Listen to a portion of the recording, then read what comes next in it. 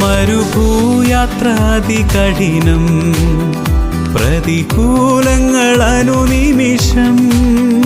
പകൽ മേഘസ്തംഭം, രാത്രി അഗ്നിത്തൂണായി എന്നെ അനുദിനം വഴി നടത്തും.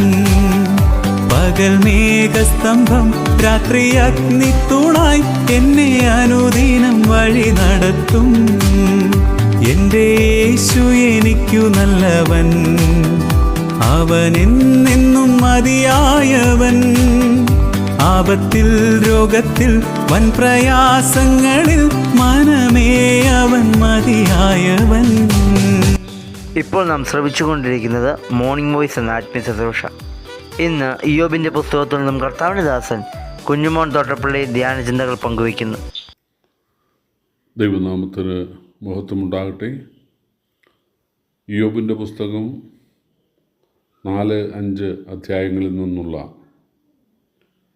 ചില വാക്യങ്ങൾ ഞാൻ വായിക്കുന്നത് ശ്രദ്ധിച്ചാലും അത് ഇയ്യോബിൻ്റെ സ്നേഹിതനായ തേമാന്യനായ എലീഫസ് ഇയ്യോബിനോട് പറഞ്ഞതാണ്. 7 മുതൽ 9 വരെയുള്ള വാക്യങ്ങൾ ഓർത്തു നോക്കുക. നിർദോഷിയായി നശിച്ചവനാർ, നേരുള്ളവർ എവിടെ മുടിഞ്ഞു പോയിട്ടുള്ളൂ. ഞാൻ കണ്ടിടത്തോളം അന്യായമുഴുത് കഷ്ടം വിതയ്ക്കുന്നവൻ അതുതന്നെ കൊയ്യുന്നു. ദൈവത്തിൻ്റെ ശാസനത്താൽ അവർ നശിക്കുന്നു. അവൻ്റെ കോപത്തിൻ്റെ ഊത്തിനാൽ മുടിഞ്ഞ് പോകുന്നു. 17 മുതൽ 19 വരെയുള്ള വാക്യങ്ങൾ. മർത്യൻ ദൈവത്തിലും നീതിമാനാകുമോ? നരൻ സൃഷ്ടാവിലും നിർമ്മലനാകുമോ? ഇതാ, സ്വദാസന്മാരിലും അവന് വിശ്വാസമില്ല, തൻ്റെ ദൂതന്മാരിലും അവൻ കുറ്റം ആരോപിക്കുന്നു. പൊടിയിൽ നിന്ന് ഉത്ഭവിച്ച് മൺപുരകളിൽ പാർത്ത് പുഴുപോലെ ചതഞ്ഞ് പോകുന്നവരിൽ എത്രയധികം. 5-ാം അധ്യായത്തിൻ്റെ 3, 4, 5 വാക്യങ്ങൾ. മൂഢൻ വേരൂന്നുന്നത് ഞാൻ കണ്ടു. ക്ഷണത്തിൽ അവൻ്റെ പാർപ്പിടത്തെ ശപിച്ചു. അവൻ്റെ മക്കൾ രക്ഷയോടെ അകന്നിരിക്കുന്നു. അവർ രക്ഷകൻ ഇല്ലാതെ വാതിൽക്കൽ വെച്ച് തകർന്ന് പോകുന്നു. അവൻ്റെ വിളവ് വിശപ്പുള്ളവൻ തിന്നുകളയും. മുള്ളുകളിൽ നിന്നും അതിനെ പറിച്ചെടുക്കും. അവരുടെ സമ്പത്ത് ദാഹമുള്ളവർ കപ്പിക്കളയും. 12, 13 വാക്യങ്ങൾ. അവൻ ഉപായികളുടെ സൂത്രങ്ങളെ അബദ്ധമാക്കുന്നു. അവരുടെ കൈകൾ കാര്യം സാധിപ്പിക്കുകയുമില്ല. അവൻ ജ്ഞാനികളെ അവരുടെ കൗശലത്തിൽ പിടിക്കുന്നു. വക്രബുദ്ധികളുടെ ആലോചന മറിഞ്ഞ് പോകുന്നു.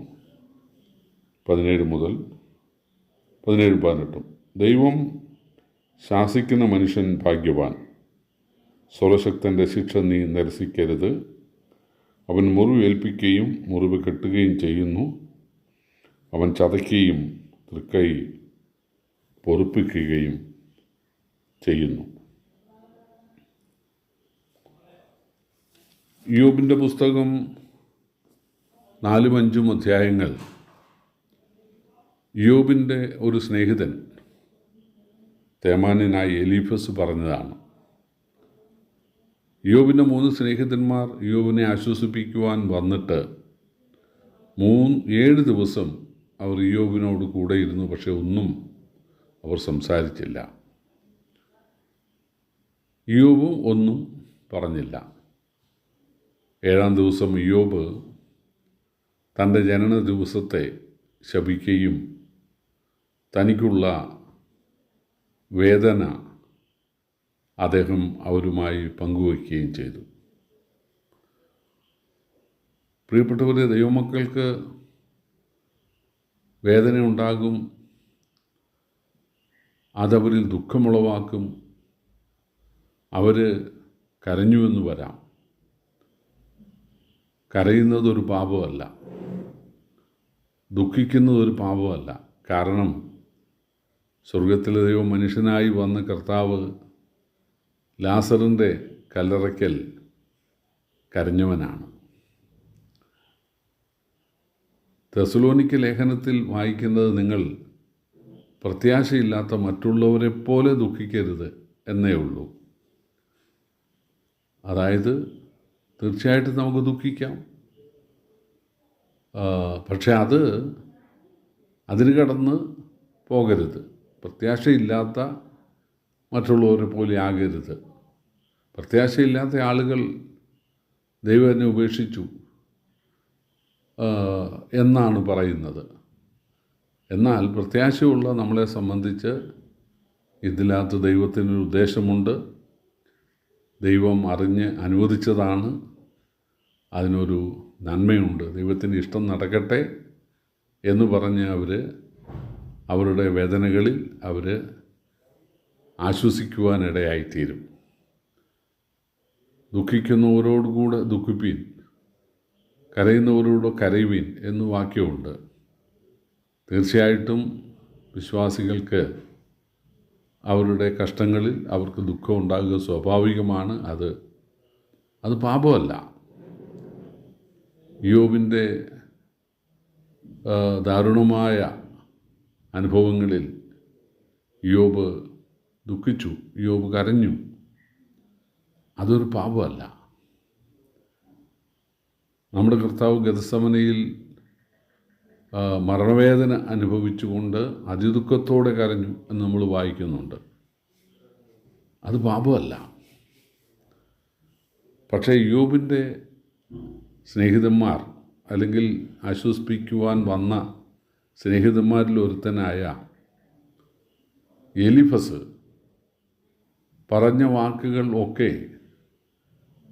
നമുക്ക് തോന്നും അത് നല്ലതല്ലേ, അത് ആശ്വാസവാക്കുകളല്ലേ എന്ന് തോന്നും. പക്ഷെ അല്ലെന്നുള്ളതാണ് സത്യം. കാരണം അവർ ഇയ്യോബിനെ പോലെ ദൈവത്തിൽ പ്രത്യാശയുള്ളവരായിരുന്നില്ല. അതുകൊണ്ട് അവർ വാസ്തവത്തിൽ പറഞ്ഞത് ദൈവത്തിന് വിരോധമായിട്ടുള്ളതാണ്. അവരുടെ ഭൗതികമായ അല്ലെങ്കിൽ അവരുടെ സ്വാഭാവികമായ ബുദ്ധിയിൽ നിന്ന് അവർ ചിന്തിച്ച കാര്യങ്ങളാണ് പറഞ്ഞത്. അതിന് ദൈവവചനവുമായിട്ട് ഒരു ബന്ധവുമില്ല. വാസ്തവത്തിൽ അത് ഇയ്യോബിനെ വേദനിപ്പിക്കുന്ന വാക്കുകളായിരുന്നു. ഓർത്തു നോക്കുക, നിർദോഷിയായി നശിച്ചവനാർ, നേരുള്ളവർ എവിടെ മുടിഞ്ഞു പോയിട്ടുള്ളൂ. ഞാൻ കണ്ടിടത്തോളം അന്യായം ഉഴുത് കഷ്ടത വിതയ്ക്കുന്നവൻ അതുതന്നെ കൊയ്യുന്നു. ദൈവത്തിൻ്റെ ശ്വാസത്താൽ അവൻ നശിക്കുന്നു. അവൻ്റെ കോപത്തിൻ്റെ ഊത്തിനാൽ അവൻ മുടിഞ്ഞു പോകുന്നു. അപ്പോൾ ഇയ്യോബ് നിർദോഷിയല്ല. അതുകൊണ്ടാണ് ഇയ്യോബിന് ഈ നഷ്ടങ്ങളും കഷ്ടങ്ങളും ഉണ്ടായത്.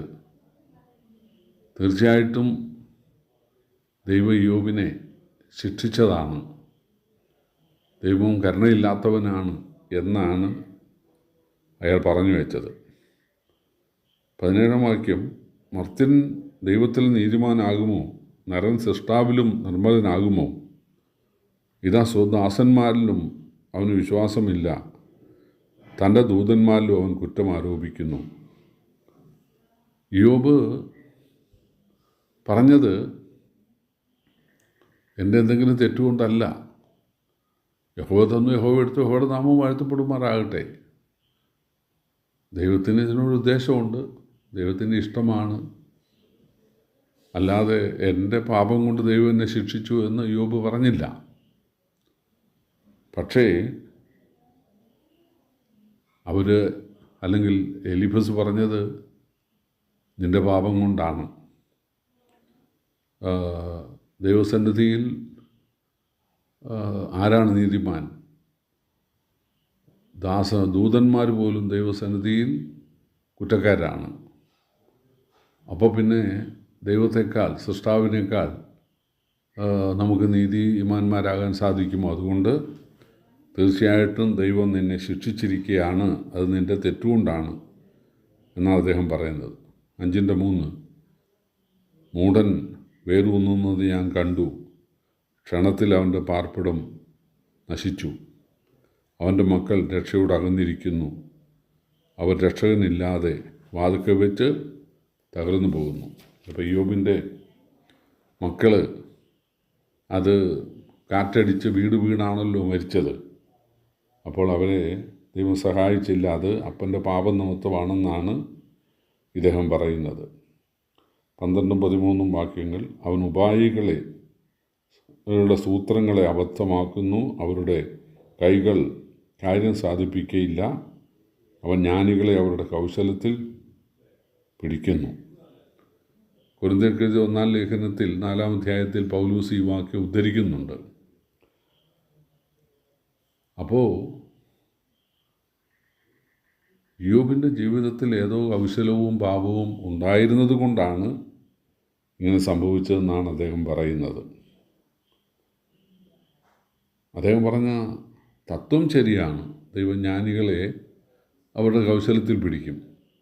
പക്ഷേ അതുകൊണ്ട് ഇയ്യോബ് കൗശലക്കാരനാണ് എന്ന് വരുന്നില്ല.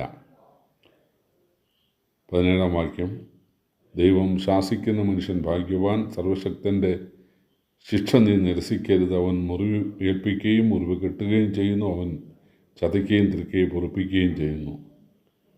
അദ്ദേഹം പറഞ്ഞത് ദൈവം നിന്നെ ശിക്ഷിച്ചതാണ്, അല്ലെങ്കിൽ ശാസിച്ചതാണ്. നീ ആ ശാസന ഏറ്റെടുക്കണം. തീർച്ചയായിട്ടും ദൈവം ചതച്ചതാണ്, മുറിച്ചതാണ്. ദൈവം തന്നെ പരിഹരിക്കുമെന്നാണ് പറയുന്നത്. അപ്പോൾ ദൈവം ഇയ്യോബിനെ ശിക്ഷിച്ചതാണ് എന്നാണ് എലീഫസ് പറയുന്നത്. അപ്പോൾ ദൈവം ഒരു നീതിയും കരുണയും ഇല്ലാത്തവനാണ് എന്നാണ് അദ്ദേഹം പറഞ്ഞു വയ്ക്കുന്നത്. പ്രിയപ്പെട്ടവരെ, അങ്ങനെയല്ല.